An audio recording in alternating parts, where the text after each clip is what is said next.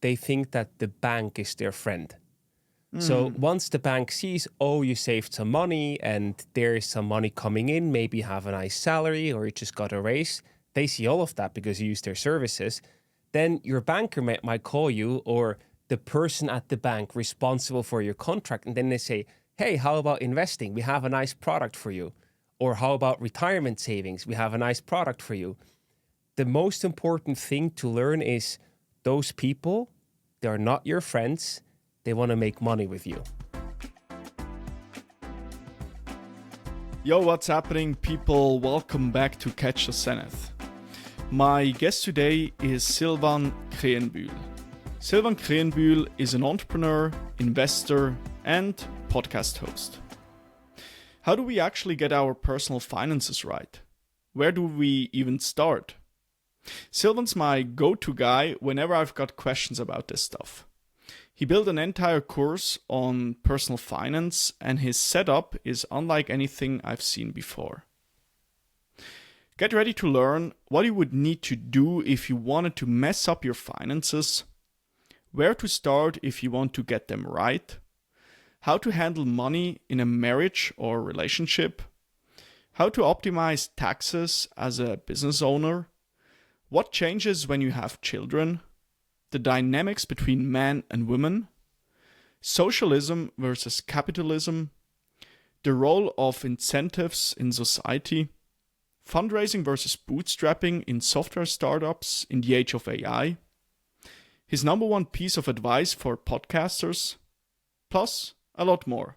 And if you're new here, I'm Nicola, 27-year-old and currently working in software sales. And on this podcast, I share my mistakes, what I'm learning, and insights from the people I interview. Expect episodes on high performance and business. And as a thank you for tuning in, I've spent 4 months putting together a curated list of the 100 plus most interesting and impactful podcast episodes I've ever listened to. All from other shows, not mine. You will also get my top 10 all-time favorites, plus my best picks on wealth, health, and relationships. Just click the link in the description to grab the list for free and get signed up to my newsletter as well. And now, ladies and gentlemen, enjoy the show. Silvan Krähenbühl, welcome to the show. Great to be back. Thank you for having me again. Second round, right? It's been a while, yeah. Yeah, it's been a while. 2022, we recorded the last episode. Back then in your old studio, Swisspreneur studio. Now you switched actually to a new location. New home, so to speak. Great booth we are here, cool location, and appreciate that you're again on this show.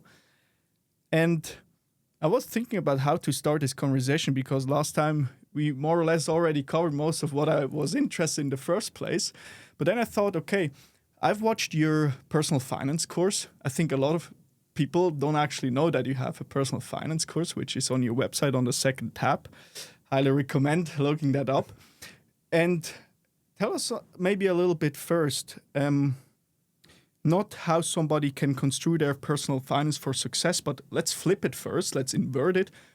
What should someone do to mess up completely their personal finance? And then later on, let's flip it. Very simple. Spend more than you make. Don't invest at all. Just blow all the money that you make on stupid stuff like designer clothes or trips or an expensive car. And then on top of that, if you really, really want to fuck it up, go also into debt or leasing. So basically live beyond your means. That's very short how you can completely get your personal finances out of control. More spending than you earn, going in debt. Are there any other things you have seen people doing wrong? I think the biggest thing is not starting to invest early because time is your best friend. Mm-hmm. So if you just don't do it, and then when you start making your first money, you think, oh, it's amazing. I just want to blow all the money because now I have some. It's just going to bite you in the ass later down the road. And it's much, much harder to get a compounding interest effect on your investments if you don't start early. So if you only start paying into your third pillar in Switzerland, for example, when you're 40 years old, you probably lost 20, 25 years, more or less, of potential actual returns of your investments, and these returns make additional returns. So your money just grows bigger and bigger. So that's what I mean with time is your best friend. I'm not sure who it was. I think it was Albert Einstein or someone else like that who said that compounding interest is like a world wonder because it's so powerful, and it's very difficult for us because we are used to linear thinking to understand the exponential part of that. So keep it simple. Time is your best friend. The earlier you start, the better. Time is your best friend. When do you think is a good time to start in terms of age? As soon as soon as you have some capital. Ideally, already your parents start investing for you. Yeah. Like that's something I want to do. Like I have a godchild, and the moment she was born, I texted the parents and said, we should set up an investment account for the kid. Because then you basically get a head start. 18 years, that's so much time. If you calculate with 8% on average per year, or even less, if you do it conservatively with 5 to 6% of annualized return, that money can already grow into something really nice. And then on top of that, you have a very valuable lesson to share with the kid. Oh, damn, that's a good idea. Perhaps I should do that with my children later. Yeah, I definitely recommend. And it's also easier than ever before. You have these robo-advisors that actually allow you to open an account for your kids. I think VIAC also does it now in the private sector outside of only third and second pillar, but also companies like True Wealth, I think, they also allow you to open a kids account that then, especially with smaller amounts that you just want to let there for a long time, that's usually quite easy and also in many cases cheaper than just doing it yourself. Can you explain that or unpack it a little bit? How does that exactly work with those robo-advisors? The robo-advisor is basically like a software that sort of does a questionnaire with you, and then basically they ask you about your risk tolerance, and then they create a portfolio for you. So you might have, depending on your risk appetite, you have more or less stocks, you have some bonds in there, some real estate, maybe some precious metals, some cash, whatever it is. And then this works the same way for your kid, basically, right? You can then just say, I want to open an account for my kid or the kid that you're a godfather of or whatsoever. There works the same way, where you then say, okay, ideally, that's my perspective. You go like the highest stock percentage possible because historically that's the best return. So you just put everything in a globally well-diversified stock portfolio. You put money there every year, every month, whatever works for you, and you just let it go and you don't touch it. You don't even think about it. It's out of your mind. And then 18 years from now, you look back and you will realize, hopefully, over 18 years, you have quite a nice sum that the returns of your investments generated for your kid. And if you do that over a pretty extended period of time, it can grow. Yeah, and then imagine your kid would not take the money out, but actually start to contribute more once they take over the account when they're 18 years old, for example. And then they just continue doing that for another 20, 30, 40 years. That's great, Just go Google compounding interest calculator and calculate what that actually means for your kid. If you start so early, you don't need to be rich. You don't need to come from a rich family. You don't need to have a high salary. But if you start so early, you will be able to retire, I would guess, better than 90% of the people who probably make double the money than you and just blow it on stupid stuff. So start early is the main takeaway. Absolutely. Do you have maybe, and this is no financial advice, do you have any provider you can recommend for those kind of stuff? Yeah, for the kids profile, the two I mentioned, I think VIAC is offering that, True Wealth in Switzerland. If you do it yourself, I'm a huge fan of interactive brokers. That's my go-to place.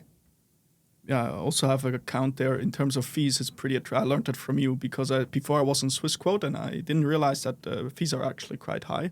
And then I switched after your recommendation I don't want to talk trash about them, but compare the fees and you'll be shocked how much money you can save by not using Swissquote. I think it all has its fair share, etc. But if you want to stay in Switzerland because you feel more safe, etc., I think like Saxo Bank or something is a better solution with more competitive fees compared to Swissquote, which in my opinion is just a huge ripoff. And if you are okay to go abroad, where, at least on paper, you have way more protection. In Switzerland, the bank protection is 100K. With interactive brokers, I think it was about 2 to 500K. Now they even increased it to multiple millions that is actually protected. So I think it's the best way to go with interactive brokers. Saxo Bank is also perhaps an option. Exactly. Yeah. You know what's funny? I just called them 2 days ago.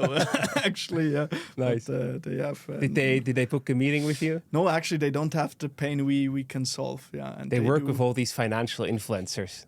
Yeah, right. And they have a lot of in-house people doing those kind of topics we wanted to tackle with them. So yeah. No. But okay, interesting. Saxo Bank, interactive brokers. One thing in terms of the balance between investing and savings, that was a topic I wasn't entirely sure when I got into this realm of investing, saving, etc. How much should you save before investing? Because I think Hormozi said once, like, if you start off with a small amount, the compound interest effect is not that big. Do you think how would you approach it? For me, this is really an individual decision. It depends on your lifestyle and your need for security. I think the most important thing is if you have any debt, pay that off first, because that debt is costing you and avoiding you to invest more. So that's the number one. Then the second step is to actually build some savings that if you have any emergency, whatever it is, in Switzerland, also for taxes, very important. I had to learn that the hard way, that you actually save money to have cash. How so? Tell me quickly. I basically, the first time I made money, I spent the money on my life because I paid myself very little with my first startup. Then I got a tax bill, which I was expecting, so I paid it. But then because I made money for the first time, that was looking back for the past year. And then for the same year, they already sent me another bill, basically shortly thereafter, asking for a prepayment for this, for basically this year. And I was like, guys, I just paid you. Like, now you want more money. And that really got me in a liquidity crunch, which was stupid. I said, I don't want to have that happen to me ever again. Listen, guys, learn from Silvan. It's just stupid. Yeah. But that's why it's important to have cash reserves. And there it really depends on your individual need for security. Because some people say, I'm okay having like 3 months. I think about 3 months of your living expenses is sort of the lower end. And other people say, no, I need 1 or 2 years. Otherwise, I cannot sleep at night. Maybe you have family or people depending on you. So this is a really individual decision, but just listen to yourself. Do what feels comfortable to you. I'm more always I want my money to work for me. So I'm more on the lower end and just, want to have as much money invested. But at the same time, it's clear that if things go south and you lose your job or you have an emergency or someone from your close friends or family needs some financial help, it's good to have some cash that you don't, get into the sleepless nights.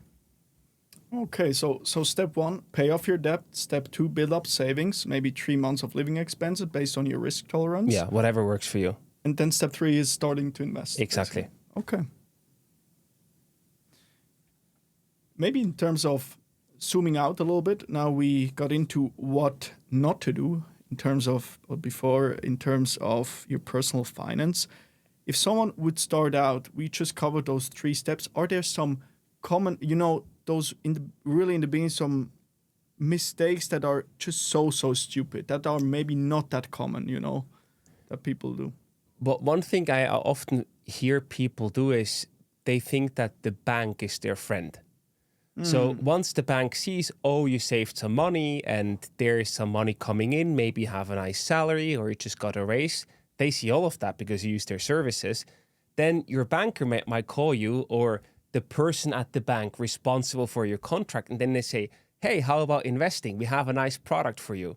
Or how about retirement savings? We have a nice product for you.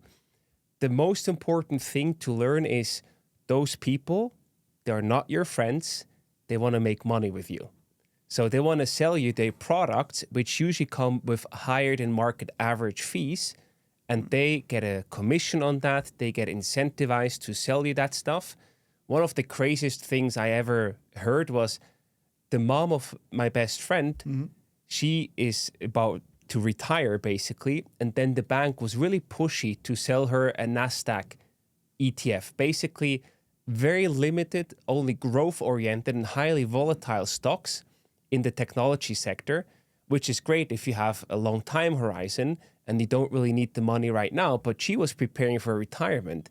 And that pissed me off so much because I just felt this is like not really like robbing, but almost like robbing from people, because you try to sell them something that they don't understand, which is, of course, against all regulations, etc.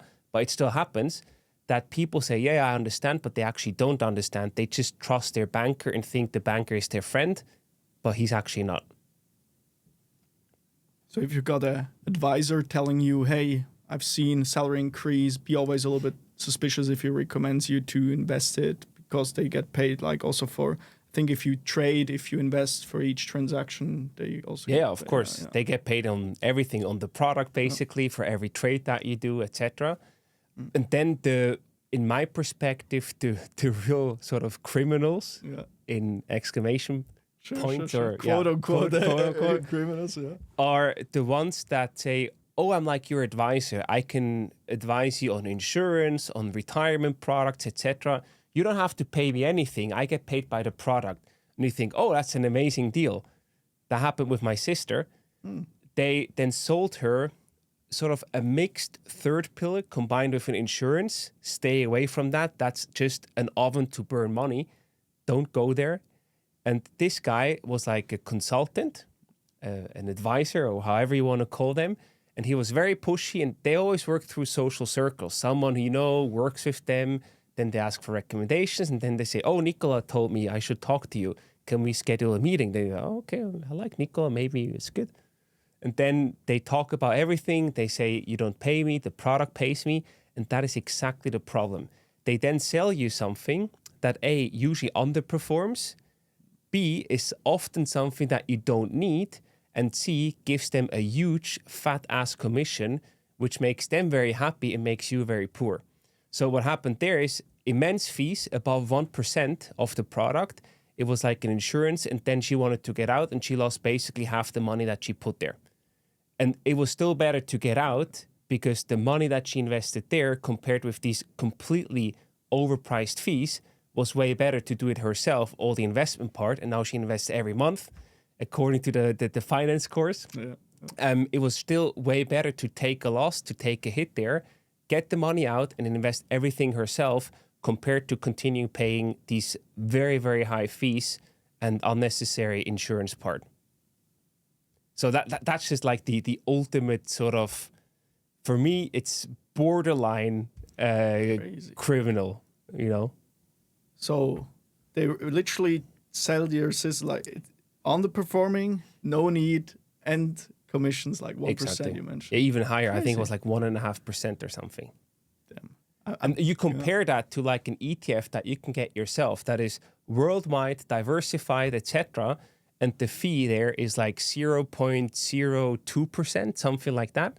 Like extremely low. Like it's just a friction of what you would pay with one of these products.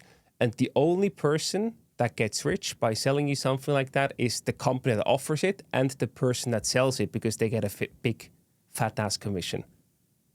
I really appreciate sharing that with us. And I hope, and I'm glad that your sister has you and you could give her perhaps some advice. We had some nice discussions, but she was very happy. Now it's way better the way she does it. Yeah. You just mentioned worldly diversified ETF. I remember in your course you recommended, again, no financial advice, the Vanguard Total World Stock Index, right? Yeah, the VT ETF, yeah. I want to ask you in terms of what's your take on you're investing in dollars. We are now in Switzerland, Swiss francs. How do you see the transitioning between those two currencies? Is that a challenge or not? Of course, it's a challenge because you see the real loss. The dollar lost about 10% over the recently few weeks in value, more than 10%. And of course, you see that directly in your portfolio. That then suddenly it goes up, maybe let's say 5%, but because the dollar is down 10%, your value measured in Swiss francs is still down 5%, despite a very solid 5% return. So that sucks, number one. But number two, it's very normal because you are sort of always exposed to dollar. Why? Because the US is the world's biggest economy and the most important one. So whenever you invest, even if you invest in Swiss companies, let's take Novartis, for example, or Nestle, a lot of their revenue is happening in US dollars. So while you don't see it one-on-one, the same that you do it with the ETF in dollar and your account is then in Swiss francs, where you see the direct loss, you have an indirect and still very significant dollar exposure there because these companies mainly do business in US dollars because it's the world currency and the US is the biggest market. So whether you want it or not, even if you invest in Swiss stocks only, you do have still a very high dollar exposure. And that's also why I think it's not worth to hedge against it, which is usually a way to mitigate the risk and say, I mitigate a potential dollar downside risk. And then it comes with higher fees and higher complexity. So I think it's just the easiest to say, look, that's the state of the world. If the world currency changes, the Swiss franc will never take over the US dollar, although I love the Swiss franc because it's very stable and very valuable, but just too small. You will get exposed to that when that happens. That's for me the beautiful part of having a worldwide diversified stock ETF, that you get whatever is the world economy at this point. And at the moment, that's a very big exposure, usually 50, 60% to US stocks. But if, for example, China would grow and take over the US, this percentage would shift. Then automatically the ETF would diversify and divest US assets and invest more into Chinese assets. It's not the case right now, or not at a large scale, but that's what would have happened with a worldwide diversified stock ETF. You basically get the full basket of the world economy. And right now, that means US dollar exposure in the US stocks. So you're saying because the revenue happens mainly in the US, like Novartis, etc., the benefits outweigh the negatives, right? Yeah, because you also have lower fees in the US. So the ETFs there, because the regulations are different and the volumes are higher, many ETF companies or investment companies that offer ETFs, they have lower fees in the US compared to European domiciled funds because they have less regulation, it's less work for them, and they have higher volumes in the US. So it's just easier. And you nevertheless, no matter what you do, unless you only invest in Swiss companies who only do Swiss business, but there are not that many that are then big enough to do so, you always have a dollar exposure and also other currencies. So still, it's recommendable, or at least for us now for this discussion, that investing in like Vanguard Total World Stock is pretty safe, quote unquote safe, but yeah. For me, yes, because you're invested in like, I don't know how many they have now, 8,000 to 9,000 companies worldwide. I think overall there are around 15,000 publicly listed companies in the world, and you're basically invested in 8,000 to 9,000 of them. I mean, sure, that's pretty solid. Yeah. Okay, that's what I wanted to know, because I also talked, by the way, to my mother about that, and I think that's what was one of her concerns. I wanted to ask you that, so that's good to know. Yeah, so. And on the other hand, if you're exposed to US dollar, you also have an upside. Now the US dollar corrected. Will it go up? Will it go down? No one knows. I have no clue. I see the crystal ball as much as you do, but there's also upside potential. If the US dollar goes back from 81 cents where it's now back to 85 or even 90 cents, you also have a significant upside potential. I mean, you always have to see that. It's always a risk and the reward, right? So wherever you have a downside, you usually, I hope, you also have an upside. Otherwise, it's a very, very bad bet for you. Silvan, you also had contact with Mustachian Post. This is basically a Swiss blog about financial independence. The best one in Switzerland. Of course. And I think you mentioned talking to that guy behind it. What's something that really stuck with you from his posts or your chats with him? How reflected he is and how much he also thinks about the business. He is an entrepreneur at heart, basically. He is this anonymous guy, Right, he's not publicly known, No, right? just for privacy reasons. Okay. He doesn't want to be publicly known, which I think is great, and he puts in a lot of effort to do so. So I think that's pretty cool. And for me, I love the exchange because it's basically an very entrepreneurial exchange in the creator business space. So that's super cool. And we, of course, also talk about exactly the things that we just mentioned, like, okay, US dollar exposure, or is the VT ETF still the go-to ETF? So it's great to have someone who is on the same journey, invested in the same products, to have a sparring partner, then challenge and discuss strategies. I really appreciate that. So a pretty reflected guy, you say. How so? Give me an example of... I mean, you just have to read his blog articles. Like, he wrote exactly a really nice one about the US dollar exposure, where he also breaks down why it's actually a topic that you have exposure, no matter whether you invest in US dollar or just in Swiss francs, you always have the US dollar exposure. That's a really nice article. Or there's always some confusion about an inheritance tax with US assets. And then if you would, for example, die and your family would then inherit your money, there's always this, do I have to pay a lot of taxes or no? Long story short is, if you have not a crazy net worth of multiple tens of millions, usually it's not an issue. So he did a very nice article about that topic, because that's something that's also always coming up. And there's a lot of uncertainty and also a lack of knowledge often, where people fear something because they don't understand it. And as with everything, if you don't understand it, you're more defensive. So he has a lot of good articles where he breaks down these topics in a very simple way.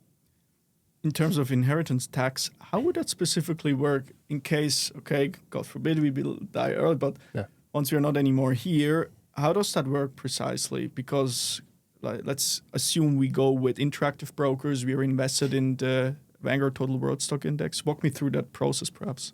I mean, you need to read the full article. I don't want to go into technicalities, but basically they check how much is your total net worth, how much percentage-wise of that is invested in US assets.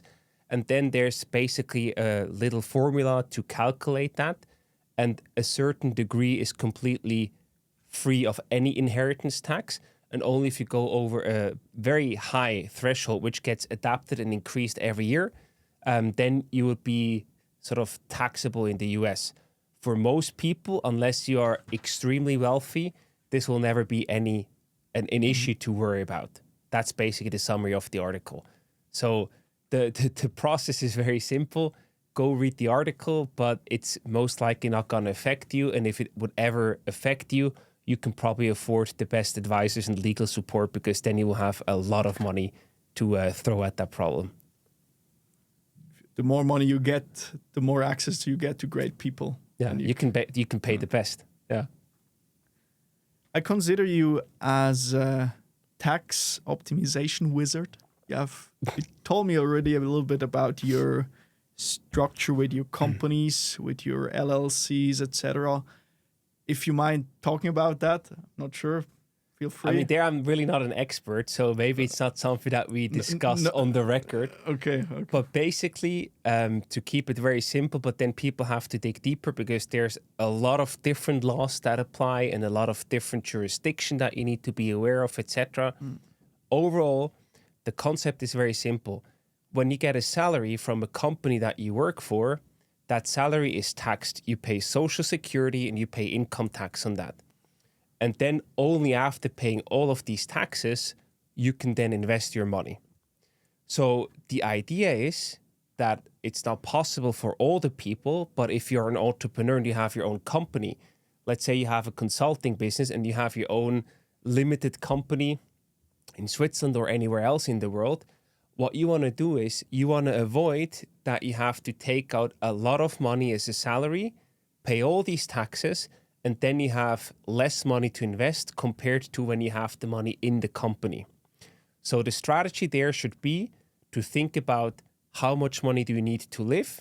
I'm not saying you should take out zero money, because that also would not work, at least not in Switzerland, because you should pay and contribute to Social Security, to your second pillar and all of that. But think about how much do you really need to live, And if you're in a fortunate position where you make more money than you need to live, why not just pay yourself the salary that you need to live, leave the rest in your company, and depending where your company is located, you then pay corporate tax on it, which is usually significantly lower than paying Social Security and income tax, and invest that money through your company. Or even have a holding above that where you basically accumulate all of that and do it through your holding. But the real concept, very simply put, is invest your money pre-tax instead of post-tax. Do you mind talking hypothetically how you precisely did it? Or no, feel free, we can cut that out if you want. Let's do an example with you. Yeah. Okay, let's say you run the podcast, right? Okay. So let's say the podcast, it's all intellectual property of your limited company. Mm-hmm. And on top of that, you do some consulting, etc.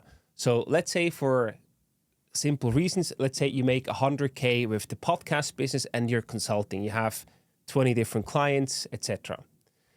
But since I know you, you are a minimalistic guy, so you don't need a lot of money to live. So let's say even going high, you need 50K, right? So you have 50K left that you can invest.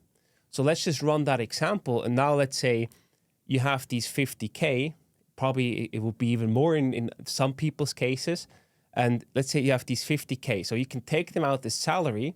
And let's say you would roughly pay 18% on Social Security if you pay both parts, the one from the employee, but also the one from the employer. And then you pay, let's say, 20% income tax on that, depending, of course, where you live, etc. Mm-hmm. But let's round it up. Let's say you pay around 40% tax on that money, right? So what basically happens out of these 50K, you suddenly have only 40K to invest. Now, if you can change that and say, okay, I want to invest pre-tax, and that's just, again, very simplistic. It's not true. The corporate tax rate is a bit higher, but maybe you have some deductions that you can make, etc. So let's say the tax rate is 10% for corporations. So you only pay 10%. Oh, sorry, I made a calculation mistake. Of course, mm-hmm. you would not have 50K. You would not have 40K. You would only have 30K. Yeah. So 40% less is 30K from 50K. So with your company, you could bring that, let's say, for simplistic reasons, to 10% because the corporate tax rate is usually way lower. So then you pay 10%. So you then have 45K that you can invest out of the 50K. So that's 15K more on 50K. That's insane. Wow, so damn. Basically 30% more money to invest. Again, very simplified. It depends where you live. It depends where your company is, all of that. But imagine the compounding interest. And now we come back to before, time is your best friend. So as early as you start, the better. But your second best friend is the volume. So if you can invest more money, and here we talk about the same income. We talk about the same revenue, basically, 100K a year. But in one case, you can invest 30K into the stock market. And in the other case, you can invest 45K. And that over time is, again, a compounding effect that just gets bigger and bigger and will make you financially free way faster. Could if I currently have a day job, is it recommendable to do that also right now? No, you can't. You can't. You need to be an entrepreneur. You need really to be. Because what you cannot do is you cannot just go there and say, oh, I have my own company just to have this structure and just to get a salary of one customer. I think the tax authorities they are not stupid. They will see that immediately. Okay, that's just like tax evasion. You always need to have multiple customers and multiple income streams. But once you get to that point, then you have, you can have multiple customers for the consulting business. Then you have some podcast ad revenue. Then you start to invest. So then at one point you also have dividends coming in, maybe some real estate at one point, maybe some interest payments. And at one point you have multiple revenue streams all going to your company. And of course you pay corporate taxes on these incomes, but it's way cheaper compared to taking it out from your company to your personal finances first and then investing, because you can invest pre-tax money basically before. So right now, for someone who's a day job, not very, very recommendable, but if you start having a steady income stream through whatever your advisory work, then perhaps it's recommendable. Exactly. Right? Okay. And also, it's important, setting up and running a company also comes with costs. You need to run your books. You need to have probably an accountant to help you with the year-end closing if you haven't done so. You need some accounting software. There are really great tools to do that for you. Like Infinity.Swiss, for example, is an amazing software that helps you to run your accounting basically on autopilot. But it's not free. And that's fair because these guys do a great job and they also need to make money. Then you need a bank account for your company, which usually also comes not with high fees, but there's just some fees. So it only makes sense after a certain threshold of annual income. And I would say that is above 100K a year. The more, the better, because then the stronger the effect. But below that, that setup is usually just not worth the effort and the hassle. So starting 100K a year, maybe something. That's like the very low end to start with such a structure. Before that, it just doesn't make much sense. I really would love that you put that into a course. I already. I know. Please, maybe you can frame it. You don't need to share, your personal setup because confidential, perhaps, but just technically how someone could set that up. Because I think people would pay a lot of money to know that. Because a lot of people just don't know. And like me, I didn't know about that. I mean, but with that setup, it's basically, there are also two important disclaimers that I'm about to make, but with that setup, you have the same income and you basically have 15K more to invest in one scenario than in the other. I mean, that's just with a 50K difference, So if you have a 100K difference, the difference between scenario A and B is 30K.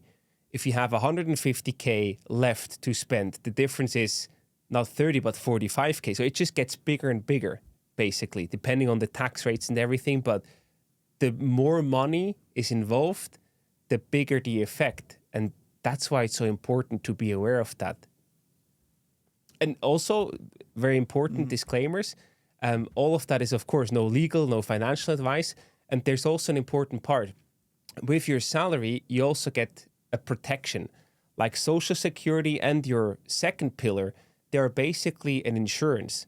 So they help you in case you get sick or something happens to you, you become handicapped or whatsoever. There's an insurance component, and that is, of course, depending on the salary that you pay out. So if you lower that salary to optimize taxes, you also lower your insurance. That's something to be very aware of. So that is a trade-off with such a model. But then at the same time, I say, I take my finances into my own hands. It's my matter and I take care of it. So I build my own retirement. I build my own insurance fund, all of that with the investments that I make, basically. But that's important, right? If you make the 100K as a salary, you have a higher protection than when you pay out 50K of a salary if something happens to you. And that's also, again, very important to be aware of that trade-off, because that is a trade-off that you make with such a strategy. And if you have a family or people depending on you, some people might enjoy a higher insurance component in that sense. You could still purchase private insurance or additional coverage, etc., but it's usually more expensive. But that's a trade-off that you need to be aware of. Are there any other downsides? I mean, you have efforts to run the whole structure. As I said, with the company, there are costs, etc. And it is not illegal at all, but it is basically maxing out what is legally possible within the tax system. So you always have to make sure that you double check that you are doing the right thing for the jurisdiction and the place where you're living in or where you're operating in, because the laws are different in different countries and they need to be aware of that. A rather personal question, Silvan. Let's talk about marriage. Okay. But still with regards to personal finances. Dave Ramsey, he's the founder and CEO of Ramsey Solutions. He also recently published a podcast together with Hormozy on personal finance, etc. He said, if you're married and keep separate finances, you're not a team, you're just roommates with wedding rings. And that made me wonder, I actually like this approach. If you're married, if your woman is... if you're a more traditional approach, for instance, I would go all in. If that's the person I'm going to die with, I actually very much like that approach. With your knowledge, what's your take on that? How would you approach it personally? It's very a current topic that I am really? thinking about, of Okay. course. Yeah. I still haven't fully wrapped my head around it. There are basically 3 different options that you can choose when you get married. If you don't choose anything, the default way is to look at what did both parties have that got married before they got married. So that's their own money and their own assets. And then everything that happens while the marriage started is basically shared 50-50. Then there's the other one where you say, we keep everything separated also for the time of the marriage, hopefully until you die. And then there's the third option where you say, no, everything is joint. So we bring everything, also what we had before, doesn't matter. We bring everything in and everything is 50-50. For me, it's still a bit difficult because I think you have to think about what is fair and how do you do that. And there are also, of course, means how you support each other beyond what you agree on. Like even if you would do fully separate goods or you have the default model and one person has more money than the other, I think it's no question that you invite the other person on a trip maybe, or you purchase some nice stuff that the other person might not be able to afford themselves because you're a team and you go in that for the long run forever. One thing that I think changes everything is as soon as there are kids involved, because then often one party, mostly, unfortunately, still it's the woman that then takes a step back and sort of sacrifices their own career. And that's the latest when you have to sort of revisit and renegotiate and just make sure that everything is still okay and fair. Because no matter what you decide about before, when you have kids and one person, no matter if it's the wife, the man, or whoever, is stepping back and doing more care work for the kids, more housework, for example, there needs to be a compensation for that because that's a sacrifice that they make in terms of giving up their career, probably at the best possible time to get promoted or to earn more money. And the other person can progress with the career. And the person that has the career going on also gets all the benefits of the support of someone staying more time at home, and keeping all the upside to themselves is not fair at all. So there, at least as soon as kids are involved, I think it's very important. Before kids are involved, and that's more the current scenario that I'm thinking of, I think a complete separation can make sense. Everything together can make sense. The traditional model of we keep what we have and then we see it makes sense. I think there's no real right answer that you have to discuss and define, because often people, when they get married, they're in a very similar situation. They have similar assets, so it doesn't really matter too much. And at the same time, if there's a big discrepancy, I think it does make sense that you make sort of an agreement. What I would probably recommend, and again, I'm no expert here at all, and this is also no advice, but I think it is a good idea to draft a prenup where you exactly sort of just write down. But what's a prenup, like a contract? It's like a contract, yeah. Okay. Where you say, how do we want to do that? Mm-hmm. And also where you write things down, like if there would ever be kids, we revisit and we talk about this agreement again. Or, you know, all these little things, but just that you sort of, you probably have, I hope, if you get married, you probably should, you have a shared philosophy and shared values. So just put that on paper in the form of a prenup to document what you think is fair, and you do that during the good times. There will be challenges, as with everything, no matter if it's a marriage, a startup, whatever, but you need to do that stuff in the good times so you have a clear agreement and a clear and shared understanding when things would not work out or whatsoever, that you have that in place before, because otherwise it can be probably very difficult or very ugly, I imagine. Luckily, I've never gone through that, but like I imagine it could be. I heard many horror stories from fellow entrepreneurs who then were sort of caught on the wrong foot, not the right foot. So basically, you have more or less three options. You do 50-50. One, second, everything separated, or three, a joint thing. You put everything in one basket. No. And then you said everything changes once you have kids. Then you need to think how you want to structure it. Also, prenup is perhaps an option if you have shared values, hopefully, then to write that down. Actually found that quite interesting because my take on that is I imagine myself more on the traditional front because I see like men have certain qualities, women have certain qualities. Women are on average this sensitivity, which is beautiful to raise children. Men are on average more aggressive. And I see myself more on, okay, I'm the breadwinner, but we are doing both very valuable work in the end. Of course, yeah. The woman raises the kids, which is a craft for itself, which is super, super beautiful. It ends up that the man brings the money home. But I think then it's really important to value both work. Like the money should be in one basket because unfortunately the woman doesn't get paid for raising children, obviously. Yeah. But yeah. Yeah, that makes sense. That's in the 50-50 approach, right? Where you say... Like, it's all ours, basically. Exactly, yeah. We are all in, we are stuck with each other, and we need to make things work out. That's the mindset. I think fairness is the most important part. A really cool thing, I recommend Ramit Sethi from the US, like a sort of personal finance guy. He had some nice suggestions there. And one thing that I had never heard before, but then like got introduced to by him, was that you should split the living cost and the expenses that you have together according to your income. So if one person makes more money, that person should take proportionally more over the living expenses that you have and also for trips, etc., because that person makes more money.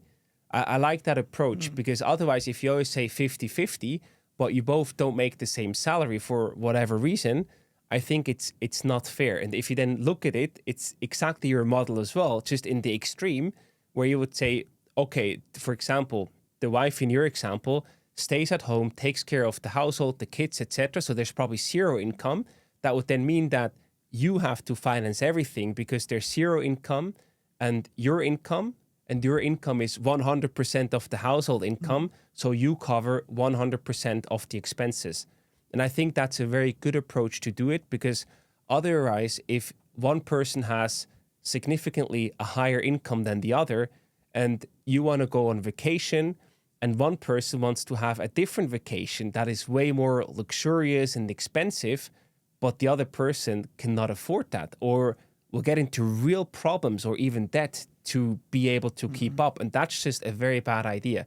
So this idea of splitting the living costs and the expenses according to the percentage of your income, measured of the total household income, I think is a very good idea and a very fair solution. I actually like the approach of my parents because my mother worked once, I think she went on to pregnancy leave after she gave birth, went into labor. But she soon then after that started to work 40%, so 2 days per week, and my father 100%. Now, since we are grown-up adults, she works again more. Maybe that's also something, maybe 40%, because I imagine like if you have some kind of a switch in your week that you can work somewhere and then you have a little bit more, let's say, a change of the environment, which is perhaps also beneficial. And maybe that's also something. But that doesn't change the formula, right? It doesn't. You're still her income then is, I assume, unless she can do a very, very high value job with the 40% workload, she probably made less than your dad with 100% workload. And then it would just be fair. It probably all went into the same pot anyway. Sure. And then it was their own money. But like, just in case you don't have that setup, that the living costs will be split accordingly, that your dad would take on more than a 50% of the living costs. That's more just for couples. That might be even more of a thing before you actually get married to already do that, you know? Because then you decide anyway after the marriage how you want to do it, etc.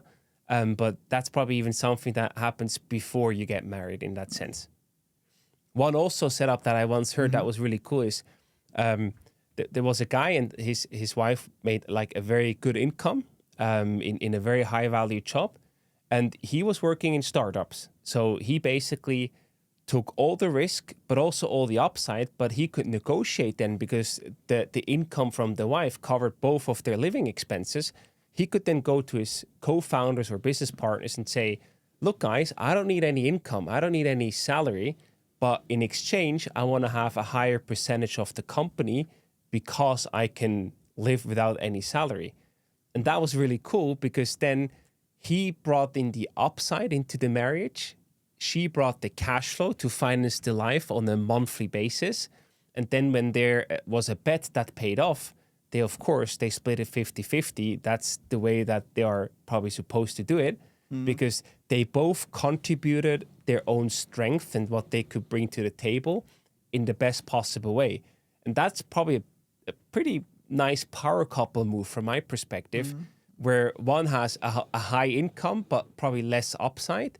And the other one has low or even zero income and very high upside from the startup world. And I think it's a pretty cool combination that can really, if a bet works out, this will put you nicely ahead.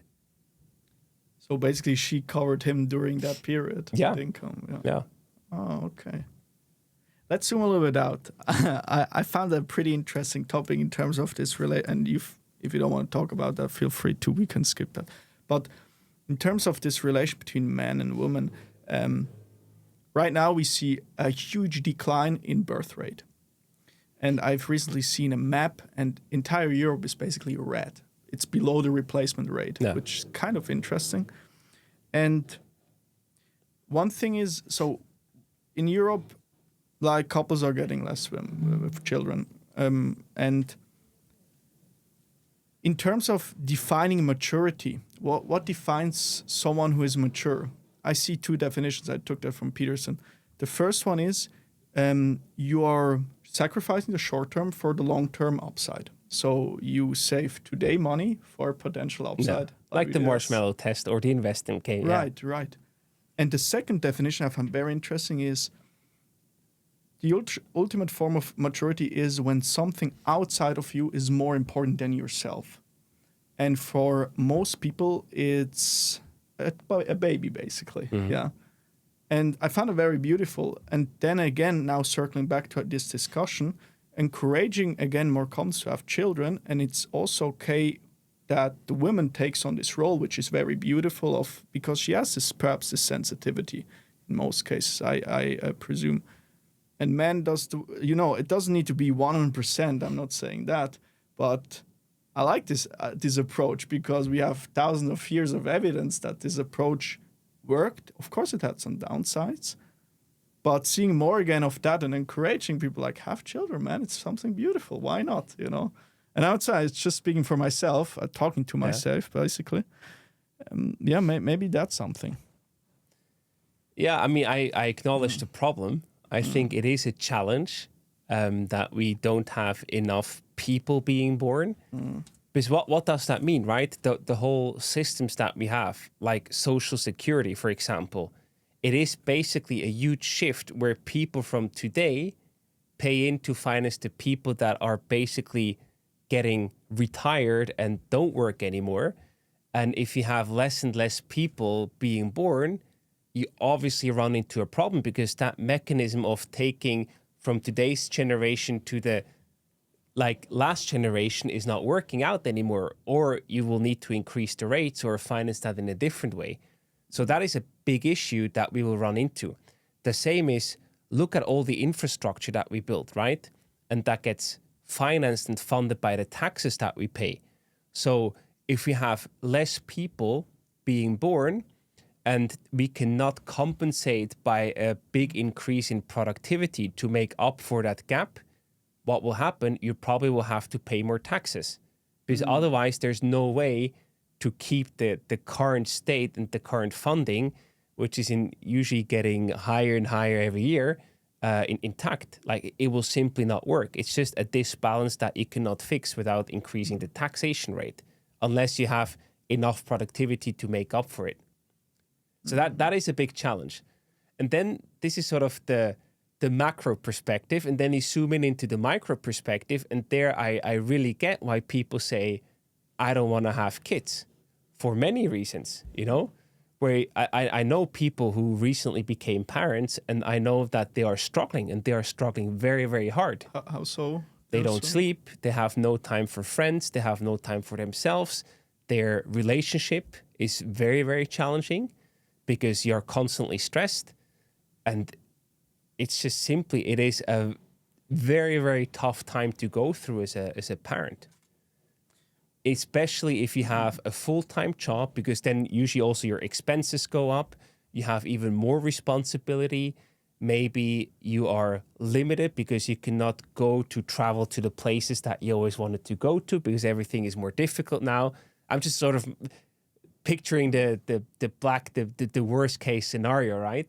So I understand why on a personal level people don't want to have kids. And on top of that, despite all the stress and the challenges that come with it, talking about women again, it's also changing your body in many ways that I also understand why a potential mother would say, no, I don't want that. I don't want to sort of hurt or sort of, fuck up my body to a certain degree to give birth. It's just something that's not worth it to me. So I emphasize with that, and I understand where that's coming from. And there's this big discrepancy that I think on the political level, in many countries, politicians try to incentivize having more kids and all of that, but so far... Not Hungary doing that? Probably, yeah. I don't know, but I just read... Sure, I don't know which country, but I read that many try, but they fail to do so because the numbers speak for itself. We are not making enough babies. I don't have a solution for it. I can just acknowledge the problem, but I also really emphasize on a very personal level why people would not want to have kids. Yeah, because it entails voluntary self-sacrifice. I think that's the core of it. You sacrifice your freedom, you sacrifice maybe all the romantic moments you currently have for something little. But I don't have children right now, but I want children for sure. But I think that perhaps gives you a lot back, or that some people telling if they then voluntarily self-sacrifice for their baby, that gives a lot also back. One thing I wanted to... It could also go the other way. It could also be that this little creature that you create will hate you until the end of your life and is despising you and is doing everything that you don't agree with. You know, I mean, it is a bet that you don't know how it will turn out. Most likely, I also see it will be hopefully a beautiful thing and you'll have a beautiful relationship. Like I love, for example, what we have, my sister and I with my parents, you know, it's beautiful. We do family trips, we play games, we call each other basically every other day. So we have a very good and very close relationship. But I also know that this is rather the exception than the rule. I also know that there are many broken families where there are divorces and then the kids don't want to talk to the parents anymore, or the other way around, where the parents basically say, forget you have a parent, never contact me again. You know, it always sounds very romantic and nice, but you never know how it will turn out. It can go both ways. So I understand, again, not to make any judgment here to say what is right or wrong. I acknowledge we have a problem on a global scale. And at the same time, I also really emphasize on a very personal level why people struggle with that decision and why people decide against having children. There are ups and downsides, of course.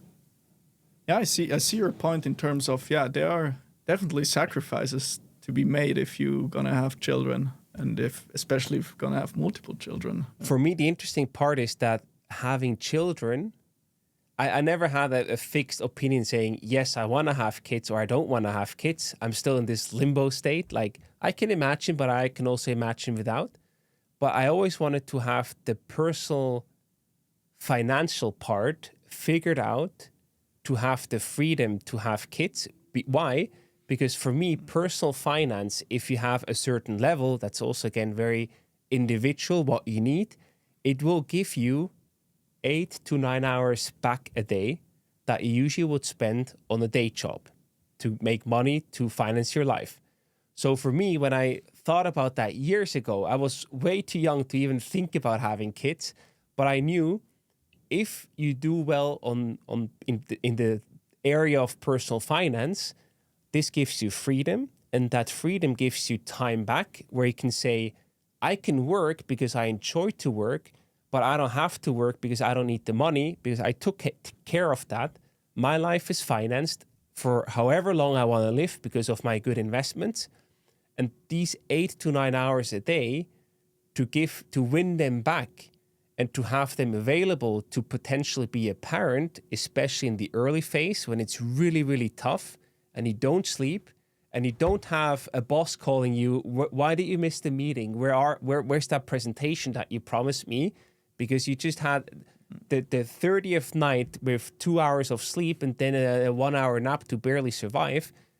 That's just the freedom that I think is a big motivator to take the personal finances in your own hand and really figure that out before you then start a family. And once you have that figured out, you're sort of a bit untouchable where you can say, I do my job or I do my own company whatsoever, and I can have kids. But if I don't want to work anymore, I can just stop any moment from now because I don't need the money and I can fully focus on my kids, on building a great family. And whenever the timing is right and things are more stable there, I can go back to my company, to my job, whatever.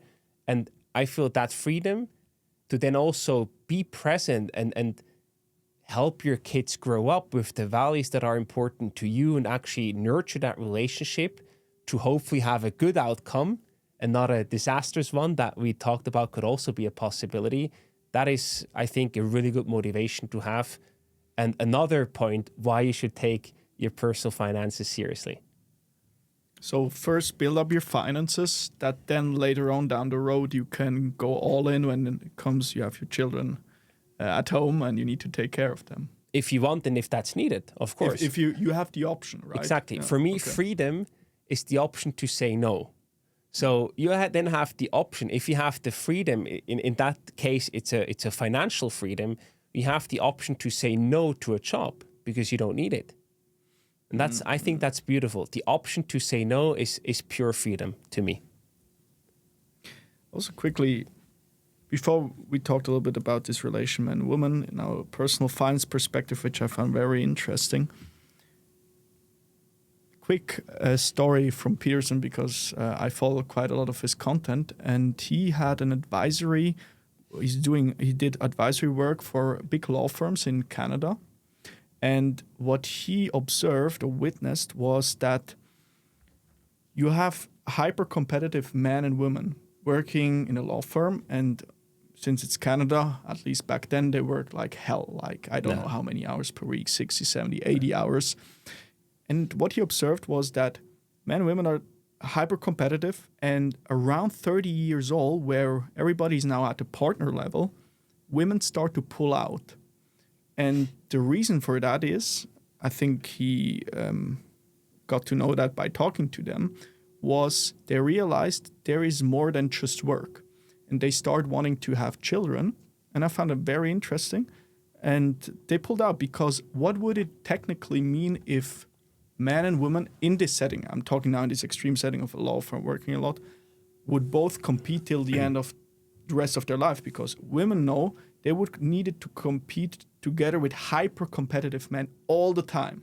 They are willing to sacrifice everything, you know. I found it quite interesting. And then, and with that, I'm saying, I think, at least, and I'm talking here to myself, because I also thought about it, I believe if I'm a man and I'm driving, let's say, an Aston Martin when I'm 50 years old, but I don't have any children, or the woman who has her nice Louis Vuitton bag with 50 years old, that's fine. Do what works. Do you. But for me, I don't believe that's the right approach for my life. And again, with the caveat, do whatever works for you, man. So I don't care. But that's what I'm telling myself right now. I believe that's the right. I found it just an interesting story I heard of him. Yeah. Two thoughts on that. Please. I'm not a big fan of this men versus women stuff. But I think nature is just not fair because women have a biological clock. So why to actually, you know, I forgot. Quickly. Why do they do that? I wanted to tell you that because that's actually the main point, which I forgot. They have a biological clock. I don't know when it's exactly 35 years perhaps, right? No, even more. Like even now, more, yeah. you can even get pregnant with 40, but still, the older, the higher the risk. Right, and they realize that now it's time to get children, otherwise... Of course, but it's a now or never thing, right? And I understand that then you have to make the decision, I want to become a mom, or I don't. Right. And that's an irreversible decision. And we as men, we never really have to make that decision. Even when you're 50 or 60, technically, I don't think it's a great idea, but technically you could still make a baby. And it's a bit funny that we as two men are talking about women getting pregnant or that stuff, because we have nothing to say there. We don't know, basically, you know? So for me, it's like nature is just not fair. So there's nothing that we can do. Like there's the biological clock, and yes, medicine is getting better and you can extend that biological clock by a few years, but still the risk is there. The longer you wait, the riskier is a pregnancy. And that is just something that you cannot change. That is nature. Nature is not fair. On the other hand, your thought experiment to say, let them compete against each other, men and women, I think that overall, yes, of course, men are hyper competitive, but overall, I feel, hey, you always need both in a great team. You need a mix, you need a great culture, all of that. But if I had to bet my money, I would bet my money on the women because they're usually smarter and they will outperform the men despite their hyper competitiveness over the long run. But that's my take. How so? Interesting. I don't know. I just feel like I worked with a lot of very talented and very smart women, like at Swisspreneur, for example. My fiancée, she is amazing. She's super smart, very dedicated. And I think if you would keep that same competition without the biological limitation or nature's unfairness, I feel that in many cases, or probably most cases, the women would outperform the men. Interesting. Okay. I have no data to back that up, but overall, I feel that would probably happen. Interesting to get your perspective on that. But again, you know, I'm just not a big fan of this, like men versus women, etc. I'm more like, it's about us humans. We're all humans, no matter what. And nature is just not fair. There's a whole other topic that we could talk about that got sort of I talked a lot about that with my mentor, and he basically came in the relationship to socialism, you know? Many people always say, oh, everyone should have the same salary or whatever. And then you look at nature, and nature is not fair between men and women, but just nature is not fair in terms of humans overall, because some people are born with a higher IQ and some people are born with a lower IQ. And your IQ, it's just a normal distribution. Some people are smarter, some people are averagely smart, and some people are just lower than average smart. That is the way it is. You cannot change that. That's just nature, how you're born. Also depends where you're born, etc., of course, but that's just nature. So your best predictability for success is your IQ. If you're smarter, you're most likely gonna make more money. But why would you want to have everyone earning the same or being the same if per definition, by nature, you're not the same? So that is sort of the socialist reasoning. Everyone should be the same. We will all be better off. But you're missing the point there because nature is not fair. And overall, everyone is better off if those who are smart, who are blessed with a high IQ, if they work hard and they can make more money, and then through taxes and everything, their invention, etc., they make the whole society better than everyone being limited to not working hard and just being the same.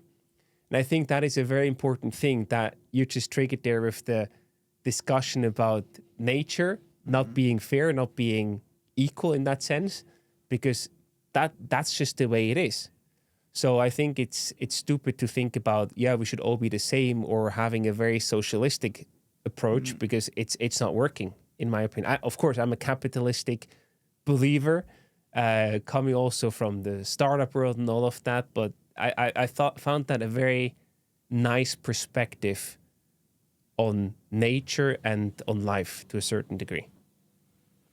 And I presume when there are different levels in IQ points someone possesses, implicitly you have hierarchy made out of that, because if you have different competencies, or if you are in a meritocracy where merit is the core theme of everything more or less, you automatically have like a hierarchy of more competent people, less competent people, and trying to put compulsion on people to make everything the same, I presume, is pretty impossible challenge. Let's put it mildly.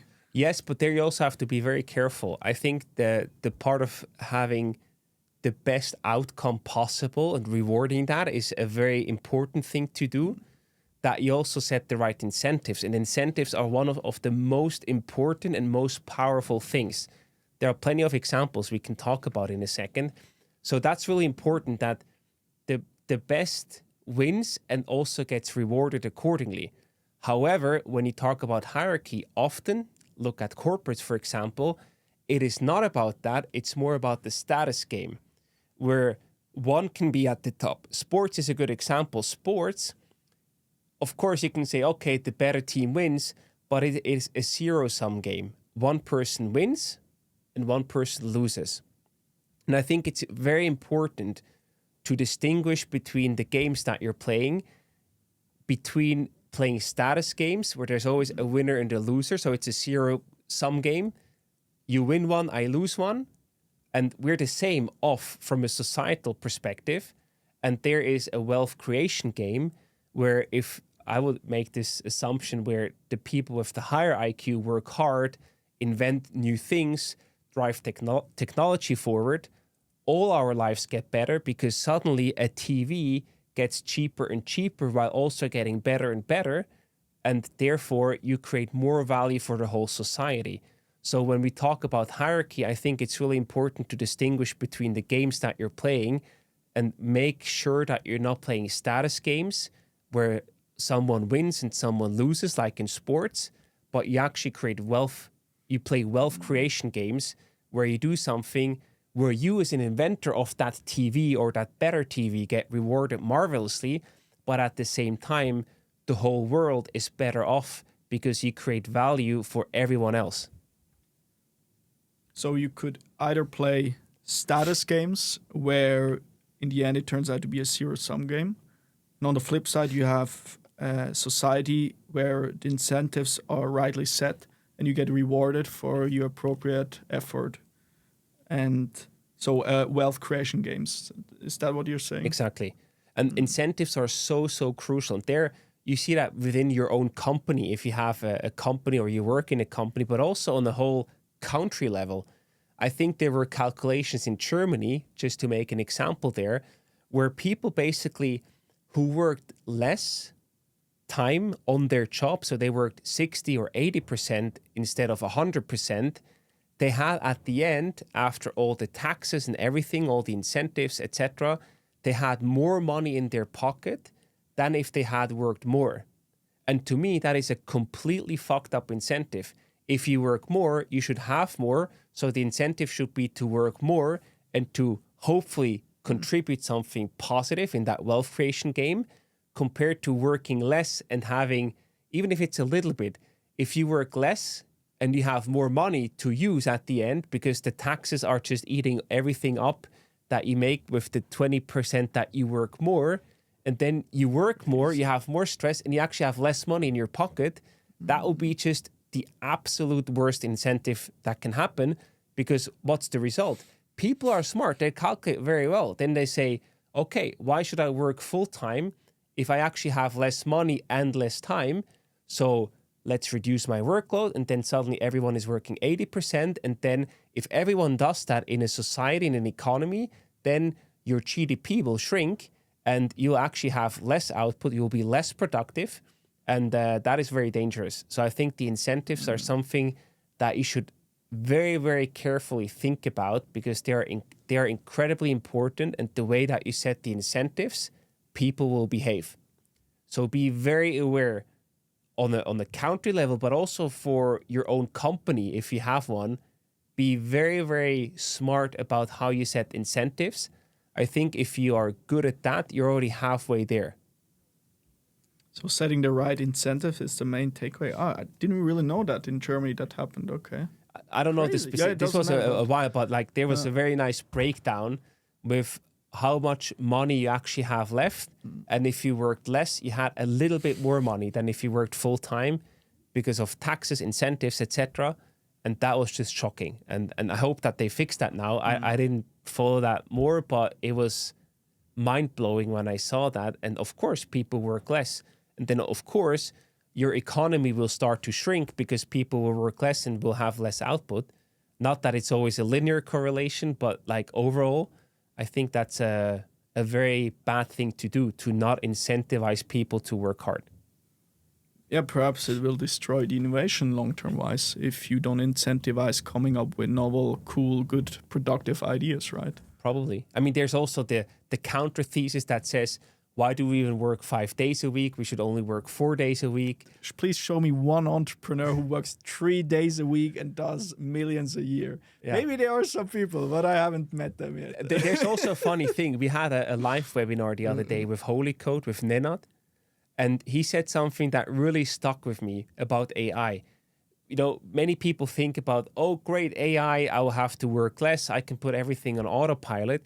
And he made a very good comparison. He said, back in the days when the computer came up, we also thought, oh, great, we now have a computer, so we can get more done in less time, so we'll have to work less.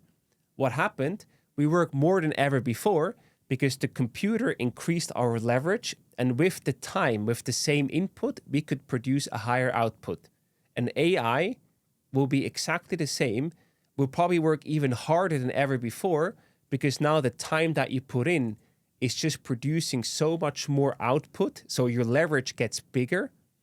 And that means that it's not making you work less. It's not making you go on vacation and only do 2 days work a week. Maybe for some that will be enough, thanks to the new technology. But for most people, you'll actually work more than before because your output gets better. So that's also sort of a good reminder that people, they should leverage and use this technology, because the gap of those who do use it in the right way versus those who don't and still work without the computer, for example, the gap will just get bigger and bigger. And people will then, your customers, they expect you to use that technology. They expect you to be more efficient. And if you're not, you will just not get paid the same amount for the hours that you put in. So overall, because a higher output is expected, people will pay less for what they used to pay you, and that will get you in trouble if you don't keep up the pace. Tim Ferriss talked about exactly that. Okay. Now in the age of having a computer and sitting in your train, you can work all the time. Yeah. The entry barrier, the friction between you working and you not working is so little. It's so small. There are some upsides, there are some downsides. As always, yeah. And I think, interesting take in the age of AI. Maybe for listeners, we talked about leverage. Yeah. I define leverage as what do you get out for what you put in. Would you agree with that? Just that listeners know when you say leverage. For me, leverage is basically you put in 1 hour and your output is $100, right? Let's say that is zero leverage. But then you have a leverage, let's say that is 2x. So with that leverage, that might be the computer, you put in 1 hour and instead of $100, you get out $200.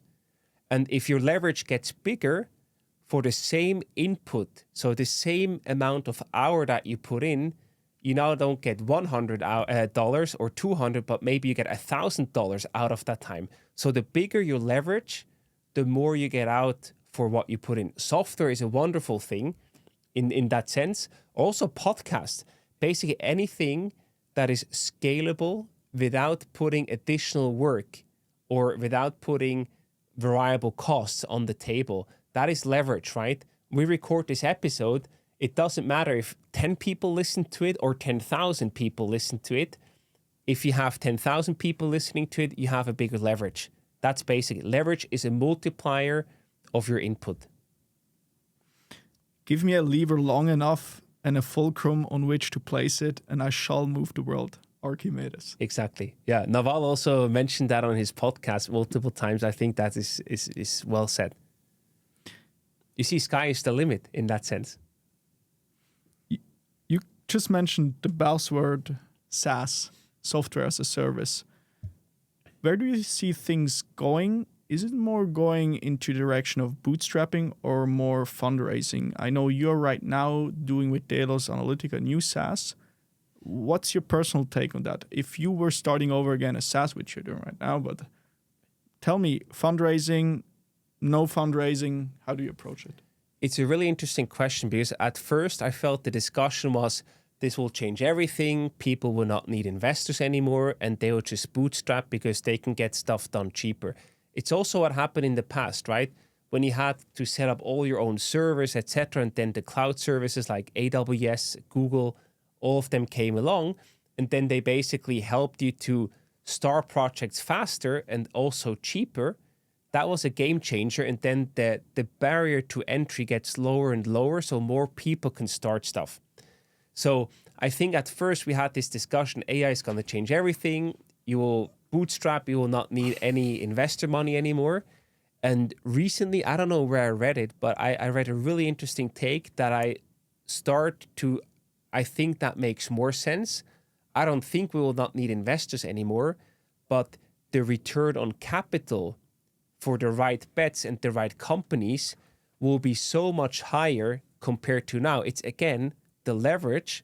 So the leverage changes the game that VC money will actually create incredible returns for the investors if they bet on the right horse, as always, etc. Because of that leverage that just gets bigger. So as of before, VCs make a good return, but now if they bet on the right horse, and that is an AI-powered software company whatsoever, the output will be even bigger than before. So the returns, they can probably work in smaller teams, they can probably get more revenue from their customers, etc., etc. But I just think that also there, the leverage, what we discussed before, applies, so that the return on capital will be even bigger. The return on capital will be even higher than it used to be. So does that also imply that a venture capitalist should be more careful how he selects his company, or what does that mean exactly? It's very difficult. Again, like you never know who the winning horse is, right?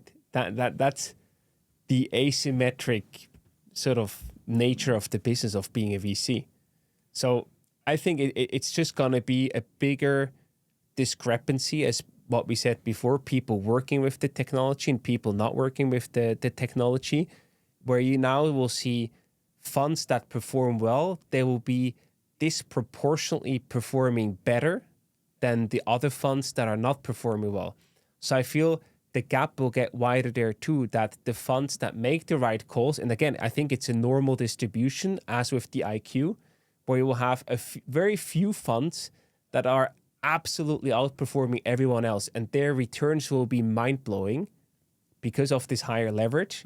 And there will be other funds that just, they bet on the wrong horses and they will just lose all the money or most of the money that the investors gave them, which is already the case. Like most VC funds, I think, don't return the average globally diversified stock portfolio return.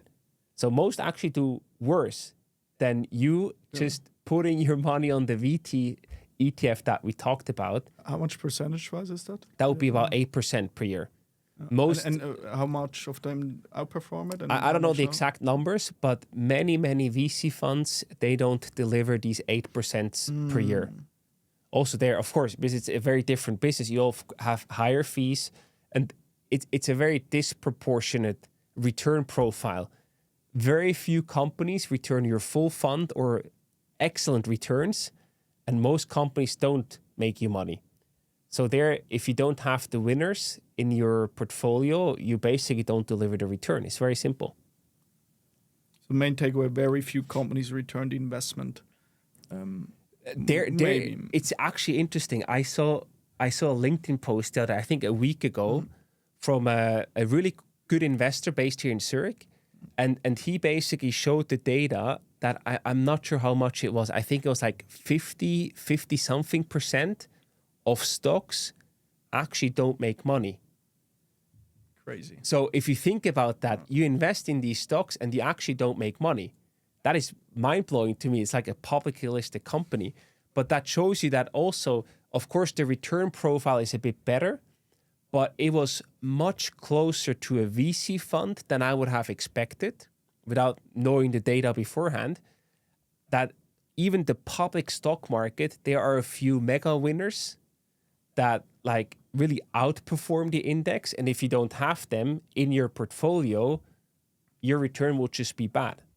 But if you have them, and that's why the diversification on a global level is so important, if you have them, you'll be fine, because then the average return will be okay.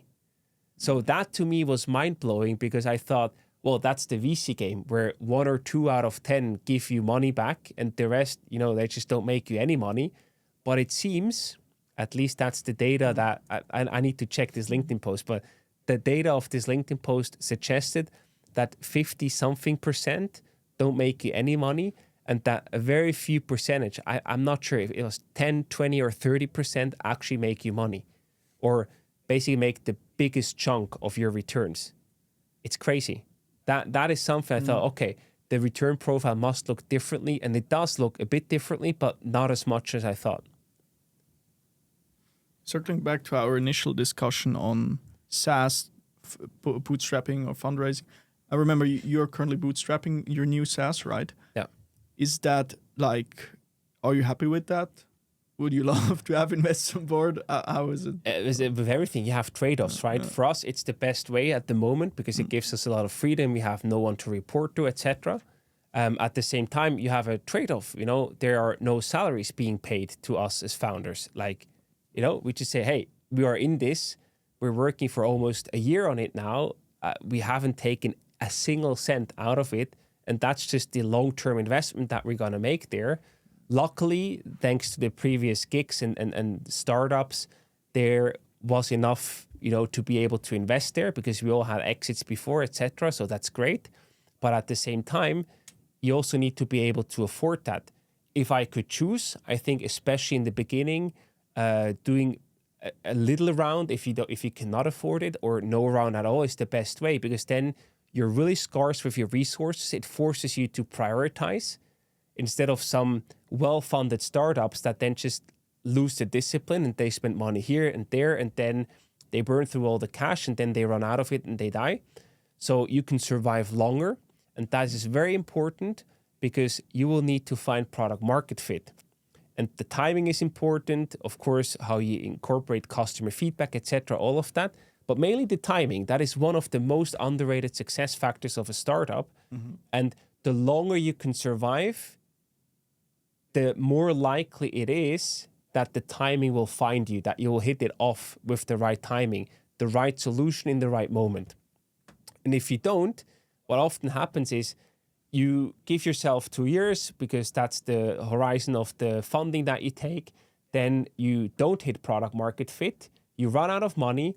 And then everyone is frustrated and you shut the company down and you don't survive. Or you have to take on another round and you get diluted, and then eventually you lose your motivation because you lost the majority share of the company and it's not your company anymore. And then you're like, why am I actually doing this? This is not worth it.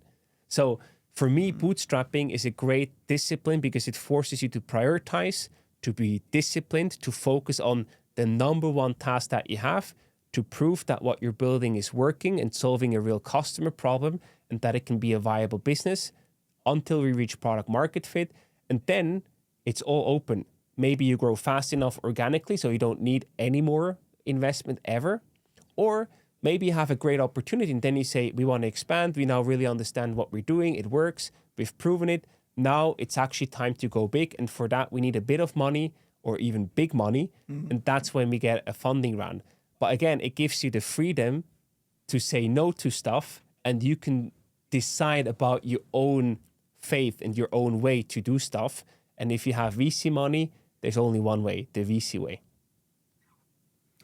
At our Swisspreneur event was, I think, Scale Up Slopes.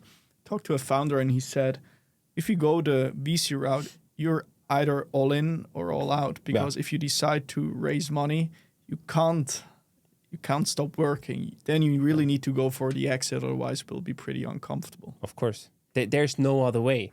Once you take money from investors, they expect the return from it. And you need to deliver that return usually through an exit or an IPO, which is technically also an exit, right? Or they can make a secondary deal with a large investor coming. But in any way, your investors want to have a very, very good return. So before you even take money, you have to really ask yourself, am I a VC fundable case? Can I deliver the return that the VC needs? Then you need to align on the timeline with their fund, within which timeline that return needs to be delivered. And then you need to ask yourselves, do you want to do that? Because there comes a lot of pressure and responsibility with it. And if you are not okay or not comfortable with that, then you shouldn't do it. It is really, really hard. And it's always, that's often pissing me off a bit. We celebrate the funding rounds like it's a big achievement. Great. Celebrate with your team. Someone put trust in you. They put money on the table. They believe in what you're building. But once you get the money in your bank account, you better get to work because now you have to deliver. You know, for me, that's not a milestone to celebrate. It's a great PR story. Top tier investors help you to attract talent. That's all great. But once you get that money, you have to deliver. You're on the clock, and the clock is against you in the startup world. You have to deliver, and you have to deliver an outstanding return so your VC is happy. And that's very, very difficult to do. So even if you're bootstrapped and you do an okay job, and maybe you don't have a 200 million or a 2 billion exit, but maybe you have a 3 million exit, you as founders walk away each with 1 million. If you have 3 founders, you're very happy. You probably made way more money and had way less stress than going through the VC way and having an okay outcome, not an exceptional one. That's just something that I feel we celebrate wrongly, and people have wrong perceptions about that in many cases. So less celebrating the founding round, more let's get to work. Yeah, I mean, get to an exit where you actually make the VC money if you decided to go down the VC route and everyone that was involved made money. That's a thing to celebrate. Or if you decided to stay small and not take the VC money, but then you become profitable, where you know, okay, from now on, we can basically survive on our own. We don't have to put our own money down anymore. That is something to celebrate, but not the funding round per se, because then your work just started. You just entered the hard mode in the game. You know, Silvan, last year I talked to a very successful entrepreneur. We both know him. He did a pretty big multi-million exit in Silicon Valley. I'll not mention his name here. And one thing he mentioned was, if I get that right, the work ethic, USA versus Switzerland or Europe, those are 2 different ballparks. He said, we work every single weekend, or almost every single weekend.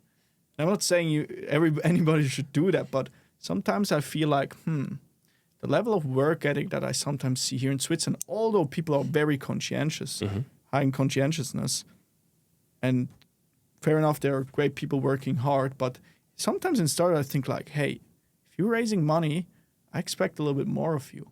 You know what I mean? Yeah, like, of course. Yeah. I don't want... somehow in myself, I have this knee-jerk reaction like, hey man, it's Friday, it's 5 p.m. No, man. Yeah. Saturday is also work day. If you're aiming for the big shot, do you again? Sure. But sometimes I feel like there's a reason why we have such huge exit cases in America and why America is still there where it is. Yeah. I mean, it's hard to pinpoint it to just one thing. Sure. But I'm with you on that one. But it just was that takeaway of like, okay, get used to it. It's okay sometimes working on weekends. Yeah. And for sure there are many folks doing that, but still it's for some people like a no-go to, it's weekend. We are not allowed to email each other. We are not allowed to send Slack messages. Sometimes I feel like it depends in the end what the outcome you want. You know, do you want a small case? That's fair enough. But I think if you want to go big, you don't have the brain capacity for a lot of other things. I think, of course, as Sam Altman famously said, we recommend to our YC participants, You work, you do sport, and you sleep. Maybe a little bit family, but that's it. Yeah, of course. Because you don't have any such. It's like RAM on your computer. If you have too many tabs open with, let's say, people also want to get politically involved, you don't have the energy then left for other stuff. Yeah. If that makes sense. I see it in a similar way. Of course, it depends what is right for you. Some people say, I just want to have my job, my stable income. That's totally fair. There's no right or wrong. But if you want to go and build something big, we still often have, we also talk to many founders on the podcast that move to Germany, for example, to Berlin. Not that big of a difference, but still they noticed a big difference where they said, in Switzerland, people at 5, they go and want to go swim in the lake, you know? There's nothing wrong with that. Sure. But if you want to build big stuff and you want to move ahead and you have a lot of competition, there is just a lot of work required to get there. And there's always this famous quote, right? Where you say, talent is great. Usually talent is the thing that wins, but hard work beats talent if talent doesn't work hard. I think that is true. I'm not glorifying that and say you should have the hustle culture and you should work 24/7 and brag on LinkedIn about it. No, be quiet and just do your stuff. But if you want to build something big, it requires a lot of dedication, a lot of discipline, a lot of focus, and a lot of hard work along the way, because stuff will just not magically happen the very easy way. I always focus on the output, but usually to generate a very, very uniquely successful output, it usually also requires a very significant input to get there. People get extreme results. Exactly, yeah. And another thing is, then don't complain if you don't get the desired outcome. I think that's another aspect. If people have big goals, but they are not putting in the work required to achieve or attain that success. Be self-aware, you know. Make sure that your actions match with your words. Walk the talk. That's very simple. That's a good one. Everything else is a recipe for unhappiness. I love that. I very much love that. We quickly touched about bootstrapping, fundraising. Parkinson's law states work expands so as to fill the time available for its completion. Famously said, I think, by Cyril Northcote Parkinson's, which is, I think, a physicist, died a long time ago. And I think that's also crucial when it comes to bootstrapping or fundraising, because sometimes I feel like, I think on a similar notion you mentioned that, but you can get a little bit lazy, you can a little bit slippery when it comes to your spending. Oh yeah, well, let's buy that tool. We can afford it now. Yeah. It's a dangerous thing from a human psychology perspective, I think, because if you have abundant resources, maybe you're more inclined to say, I'm sure there are a lot of people acting conscientiously and carefully with their funds, but yeah. From a psychological perspective, someone who we need to deliver now. We need to close that client, otherwise we will need to sign bankruptcy or file bankruptcy. You know what I mean? Yeah, it's always a trade-off again, of course, because also the stress can then really harm you in a negative way. It really depends on the person. Some people, they thrive when they have their back to the wall and they know, I need to make this happen, so I will make it happen. Other people, they perform way better when they know everything is okay. We have a runway secured for 6 or 12 months. So now I can really focus and they're really disciplined to do so. And then they can really deliver even better results, because if you would put pressure or stress on them, it would be the worst outcome because they cannot deal with that. So that is very subjective to the person, I would say. Some need the stress. They need this sort of pressure to say now or never, now or you're out. And others cannot handle that at all. And there's no right or wrong, but you really have to be self-aware and understand, how do you work best? How do you perform best? And then you are responsible to then create that setup for you within your company, within your life, to then get the performance out that you want. You know, in that regard, I found so interesting when talking to elderly people. For instance, my grandfather, he used to be an entrepreneur. They have a huge, they were selling washing machines and all that kind of stuff and very successfully. They had great revenue, etc. And when talking to him about these topics, for him, obviously, it's like a completely different world because he was used to we work what we get in and we reinvest, etc. Yeah. And I found also his approach. It's very interesting, and it shouldn't. I think, from my perspective, for me now, shouldn't be completely abandoned and say we don't want to follow that approach anymore because there are also benefits to that one. Yeah. But of course, a tech company who wants to build some kind of medical product, whatever. Obviously, you need if you want to go big and buy the resources, you need money. Sure. Yeah. Of course, if you are perhaps already 40 years in the business and then starting out and you already have 10 million on your bank account, maybe you can. But also then it's interesting. So let's come to an end. We talked a little bit more than 90 minutes. That's a good time. That's probably the longest I ever did. Yeah, really. Yeah. I actually have many more topics to go into, but maybe round 3 we can cover those. Yeah. Yeah. What topics are they? Just out of curiosity. Yeah, sure. Not to get into it, but just to know. Sure. Data's analytical, a little bit more in depth. Sure. Second is selling to gym owners, which you used to do because I always have my mind open for business ideas.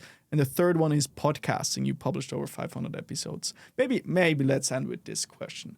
If you were to give one piece of advice as someone who has published over 500 episodes, of course, also other podcast hosts were involved, but you did big of the legwork, basically. One piece of advice to an aspiring podcaster, what would it be? Stick to it over a long time. Discipline. I think that, again, the same as with investing, there's a compounding interest effect, not only in investing, but I feel everything compounds. Your relationships, your job, your knowledge, stick to it with discipline, be in it for the long run, and then the results will come and speak for itself. I very much love that. Also with regards to right now, the bar has never been so low to win. There's a statistic that says 90% of podcasts don't get past episode 3. Yeah, it's insane. Of those 200,000 left, in the beginning you have 1.8 million. The numbers are a little bit outdated, but more or less for the sake of this discussion, it's still okay. Of those 1.8 million, or of the 200,000 left, 90% will quit after 20 episodes. That's another 180,000 gone. To be in the top 1% of podcasts in the world, you only need to publish 21 episodes. That's insane. Crazy, right? Yeah. But you see, most people don't put in the work. They were back to that topic. Cool. Silvan, what's next for you? Now I'll go and have dinner with a friend. Sounds good. Very short term. And the next big thing long term is hopefully Delos. So we have a bit more work to do there. That whenever we will do a third episode together, that I will have more insights and more updates to share. Very much rooting for you, man. I'm sure this Thank will you. go big. Where can people find you online? LinkedIn? LinkedIn, yeah. LinkedIn I usually don't really approach? use social media. Even I hate LinkedIn because it sort of became this Instagram for business. Right. But it's still, unfortunately, the best way to connect. I very much appreciate that you took the time today, also for our interpersonal relationship in terms of the one-on-one coaching. Just want to mention that again.